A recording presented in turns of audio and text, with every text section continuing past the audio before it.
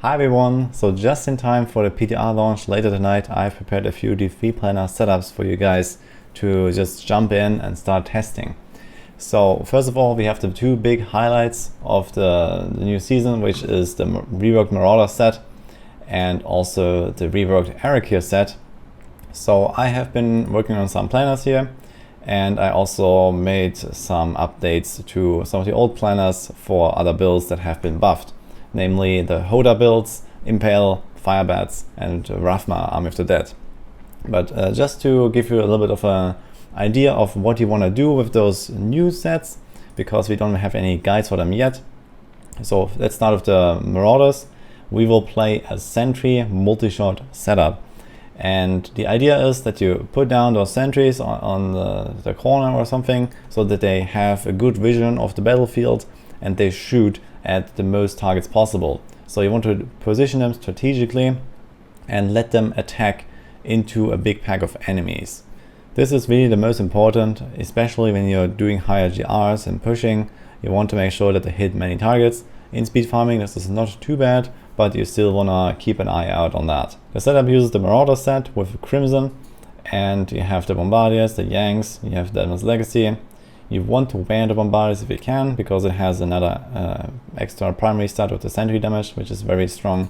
And then you have typical Demon Hunter and the damage items like Convention, Wraps, Endless Walk.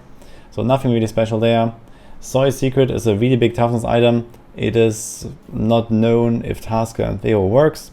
If it does, then you might have to swap to Taskers because it will give you more automatic attacks from the new reworked sentries, but we'll have to see. The rune you want to use here is multi-shot full broadside, which has extra AoE damage. In farming especially, you can also go with Arsenal, which gives you 3 rockets, and you can combine this with the ballistics passive, which doubles the damage of those rockets. So this makes the positioning requirements a little bit easier because the rockets will actually just fly in all directions and hit stuff, and you will mostly deal very strong single target damage with this. But for the most part, you'll probably go full broadside in the higher GRs for the extra AoE damage. Down here you can see the variations, and I just noticed that I actually didn't put a speed farming variation, so I'm going to add that as well. It's going to be there in the links. Now for Arachyr, it's a bit of a question mark which multipliers work. Right now we just have to assume that basically everything works, because it sounds like those corpse spiders are going to be pets, and at the same time they are a generator, so we should theoretically benefit from all of the multipliers like Death Diggers, Simplicity, Enforcer, and Mask of Jaran. So we have to test mechanics, but for now this is a setup that I would recommend. Mostly you want to stack a lot of attack speed, you want to go fast with Shukranis, which is also reworked to last much longer now when you fight as well. It gives you a damage buff as well, it's really nice. And then you essentially run around, you throw corpse spiders at everything, you locust swarm it up for Ring of Emptiness, and then you can press the other cooldowns here and there, like a Piranhas to group up stuff, give a damage buff. Same with the Big Bad Voodoo.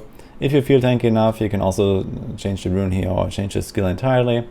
But this is something that I would recommend for now.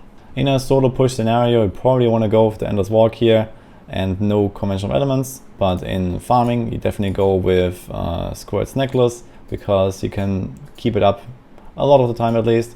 And we have the Restless Ring of Larceny for extra speed with Horrify and no Voodoo here. I also made an RGK version because there seems to be some kind of group RGK build with this infinite stacking damage mechanic. So this will look like this: Squirts and COE, a bit more slow paced, and there's also the Voodoo again. For the Hoda builds, they have not changed at all, so I just put them all here with like a little bit of updates. Essentially there's IK, Arachyr, and LD Hoda. All of them are extremely close in power level for pushing. For farming, I guess the most smooth one would be Immortal King, because it gives you lots of extra resources all the time. But you can probably play around with either of them to try to make like a farming setup.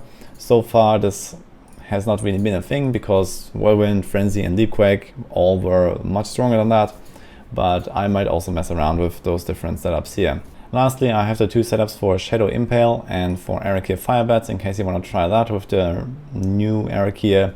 So it is definitely much more tanky now, and you don't really need to Sacred Harvest anymore, but keeping it and having the new toughness buff from the reworked 4-piece bonus will make it so that you are incredibly tanky. You can drop Unity easily, even at lower end, and go with Convention.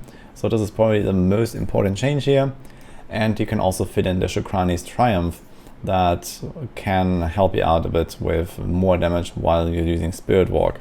And for the Shadow Impale, the most important change is that you can only use the Cold Rune now. All the other runes are obsolete, unless you're playing some RGK version. I also have like a lot of setups here. Nothing has really changed about this. Most importantly, you will need a Stricken in solo pushing now, because you will go probably 6 to 8 tiers higher because of this new AoE component for Shadows. And this will make it so that without Stricken, you're gonna have way too long boss fights. But Stricken is a decent choice, and it will also help you to finish off a yellow here and there. So this should be fine. Just make sure you roll cold damage everywhere. The other runes don't work anymore. At this point, I quickly want to highlight that we have also made a max roll post talking about the PTR and our first impressions. We have some setups there as well, and we will keep this updated with everything that you need to know, all the hotfixes, patches, whatever comes there. And you can also go check out at least the new setups here. And other than that, you have all the Defeat Planner setups down in the description below. So hope you liked this little overview. Hope this will help you for your own testing when you jump in. Personally, I'm very excited for this patch because the Marauder rework, the Arachyr also seems pretty cool, and of course the Soul Shards theme sounds amazing. So let's see what it's all about. I'll be streaming when the PTR goes live, and in the following days I'll keep you guys updated, and see you guys there.